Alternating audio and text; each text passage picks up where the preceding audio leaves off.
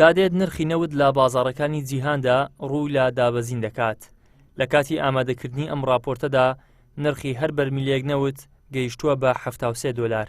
بەهۆی ئەم دابەزینەوە دوور نییە جارێکی دیکە مەترسی لەسەر موچەی موچەخۆران و فەرمانبەران لە هەرێمی کوردستان دروست بێت.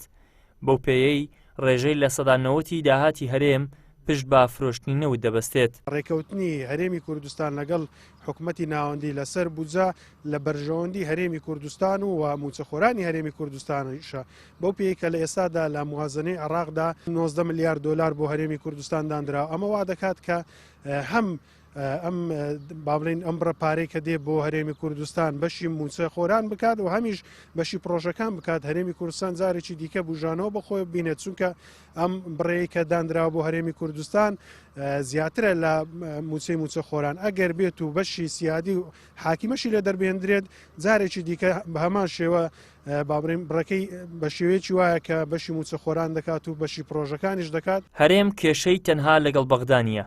بەشێکی زۆری کێشەکان لە کوردستانە و لە نێوان لایەنەکان و بە تایبەت پارتی و یەکێتیدایە. ئەمەش بۆتە هۆکارێکی بێمتمانەیی. چەند ساڵێکیشە دووری هەرێم لە بەغدا قەیران لە دوای قەیرانی بۆ هەرێمی کوردستان و هاوڵاتیان دروست کردووە. کێشەی ئێمە تەنها لەگەڵ بەغدا نییە، کێشەی خۆمان بەشێکی لە ناوخۆی لە ڕاستیە. تو تەماشاکە ئێستا دوو حزبی سەرەکی لە کوردستان کە قیادەی حکوومەت دەکەن بە جیاجا دەڕۆن بۆ بەغدا. ئەوە لە ڕاستیە ئەتیبار و متمانیان نایاڵێ لە بەغدا. ئەگەر نەچن بۆ بەغدا چیەکەن؟ ئەگەر ڕێک نەکەون چیەکەن؟ ئەمە چەند ساڵە چی کراوە؟ هەر قەیران لە دوای قەیران هاتووە. با بە پێی ئەو دەستورە ڕێککەوین. با نەچین بۆ دووبەی و بۆ تورکیا و بۆ ئێران و بۆ تاران و بۆ ئەولا با لەگەڵ بەغدا ڕێککەوین چونکە ئێمە بە پێی دەستور بەشێکین لە عێراق و زۆربەی سەرکردە کوردەکانش خۆیان ئەڵێن ئێمە شانازیەکەن بە ئەوەی کە بەشێکین لە عێراق و عێراقین. ئایا بۆ نایکەن؟ لە کاتێکە کە بەرژەوەندی خەڵکی کوردستان لەوەدایە کە هەولێر و بەغدا ڕێککەون. لە پرۆژە یاسای بودجەی عێراق پشکی هەرێم بە 19 ملیار دلار خەمڵێنراوە.